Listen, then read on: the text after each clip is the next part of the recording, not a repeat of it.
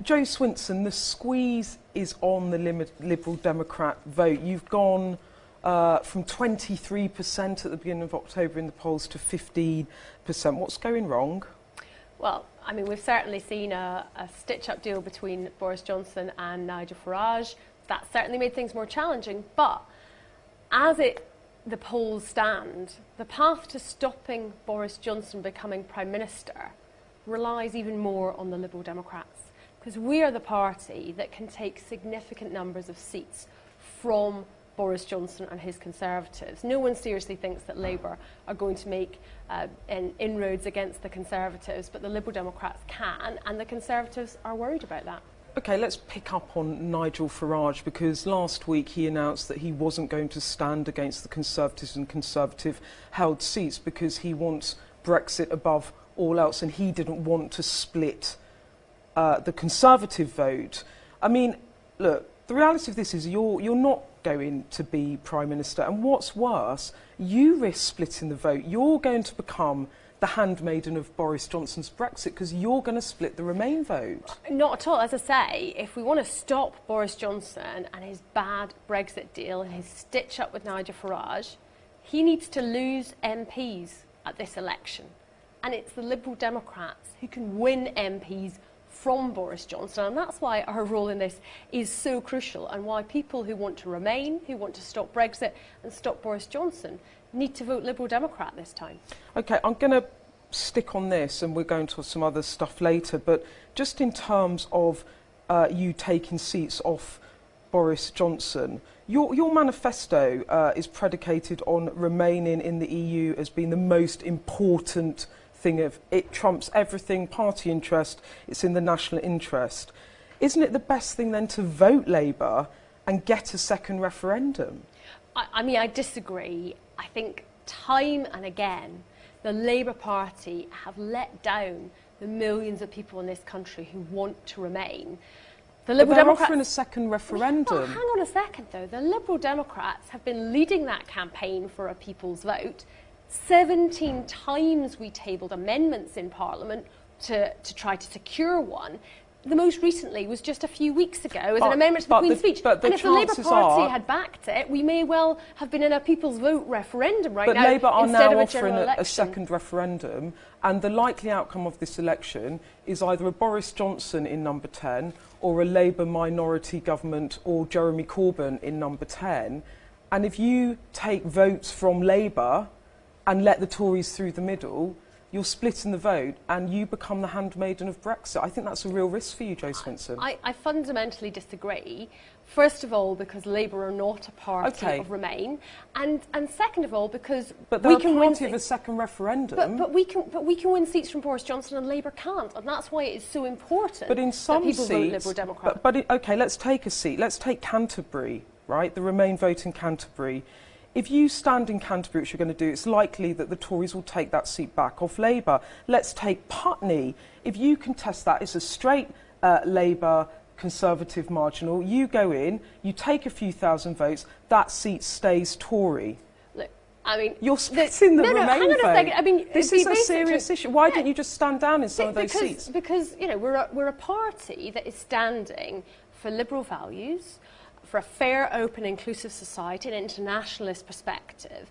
And those values, people deserve to be able to vote for that in this election. And let's remember the norm is that parties stand in elections, parties stand candidates. Yeah, but you would also say that this is an unusual election in that it's a Brexit election, you like, in which Leave Remain trumps it. Wouldn't you advise people to vote tactically in those seats to return a Labour MP to ensure that there's a second referendum? Why wouldn't you do that if you want to stop Brexit?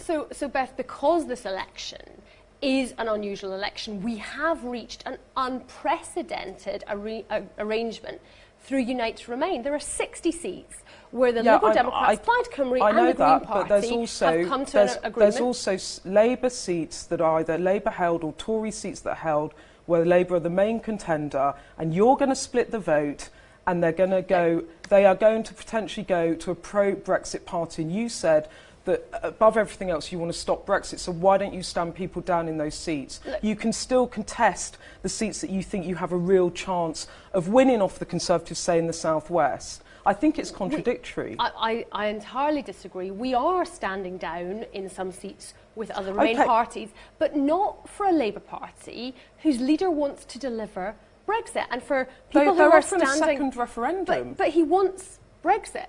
You know, well, he hasn't actually said what he wants. They're offering a people's vote, which is, in this election, a better outcome if you're a Remainer than Boris Johnson Brexit, They're totally letting down people who want to remain in the European Union, just as they have done over the last 3 years, just as they did when 19 Labour MPs voted for Boris Johnson's Brexit deal. Jo Swinson, though, OK, let's drill it right down. Let's take Canterbury. I had a look at it.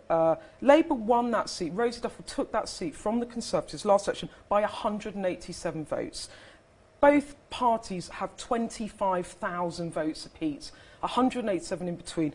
The Lib Dems in that election, 4,500 votes, right? If people vote Lib Dem in Canterbury, and instead of Labour, you split the vote, the Tories are through the middle. Do you honestly think in Canterbury that people that want to remain should vote Lib Dem? Yeah, look, I think that it's important that in every constituency, people have the chance to vote for a party that is absolutely clearly a party of Remain. But in that particular seat, you get a Boris Johnson Brexit. Tactical voting is not new.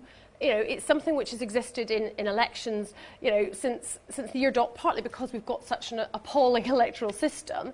And I'm sure in different seats around the country, different candidates in different parties will make different tactical arguments. But it's my job to make sure that people have the chance to vote for a party that will absolutely stand up for Remainers in all circumstances. And that party is the Liberal Democrats. And there are lots of seats where in previous elections it might have looked close between the Conservatives and the Labour Party, but the current situation is entirely different. What would you advise Lib Dem supporters in Canterbury to do? Of course I'd advise Lib Dem supporters to vote Liberal Democrat. And as I say... And what if you have a Conservative, a Labour seat turns Tory? Look, it's up to the Labour Party to make the case for people voting Labour. I'm going to make... The risk is that you do become the handmaiden of Brexit, that you could have actually had an unofficial alliance with Labour Party and you've chosen not to do that. I mean... And the split in the Remain vote is a big problem in terms of if you want to remain in the EU. Let's be absolutely clear. You know, the Unite to Remain organisers did approach the Labour Party. They said they weren't interested in any kind of Remain alliance. Well, one can only imagine the Conservatives weren't interested in doing a deal with the Brexit Party, but Nigel Farage did it unilaterally. Well, I'm not Nigel Farage. You know, you can only imagine that is because Labour aren't a Remain party and they're not interested in alliances. The Liberal Democrats we have negotiated that with other parties, and indeed, you know, stood down in Beaconsfield for Dominic Grieve and in Broxtowe for Anna Soubry. OK, I've got just one more thing I wanted to ask you about, just in terms of the squeeze in the polling. It also seems to be rather a personal issue for you. The polling shows that the more voters see of you, Jo Swinson, I'm afraid to say the less they like you. Look, I'm standing for what I believe in. I'm setting out my vision for a brighter future for our country, where we can tackle the climate emergency, we can invest in the mental health crisis that so many people are facing, make sure our children get the best start, and introduce more free childcare. Because I believe our country can be better than what is on offer from Boris Johnson and Jeremy Corbyn. What do you think is going wrong for you? I mean, we've still got 3 weeks left in the election campaign, Beth. I'm delighted that Sky has set up a debate on the 28th of November so that I can take on Boris Johnson and Jeremy Corbyn. Let me tell you, I'm looking forward to that. And I very much hope that they will turn up. But I know it's a bit uncomfortable, but I mean, the polling suggests that you as an individual are more unpopular than the actual party. Do you wish you hadn't put that big picture of you on the bus? No, I'm absolutely fine with the bus, and I'm looking forward to taking on Boris Johnson and Jeremy Corbyn. Yeah, I'm making my pitch. I'm standing up for what I believe in, because I do think our country deserves better. And I'm really worried at the moment about the path and the direction that we are on. And I'm going to do everything I can to try to make sure that we have a better future for my children, for your children, for all the children in our country. You know, what is being put forward by Boris Johnson with his hard Brexit, by Jeremy Corbyn, by refusing to say where he stands on it, it's just not good enough. And I'm determined to make sure that people have a genuine choice. Great, thank you very much. Thank you.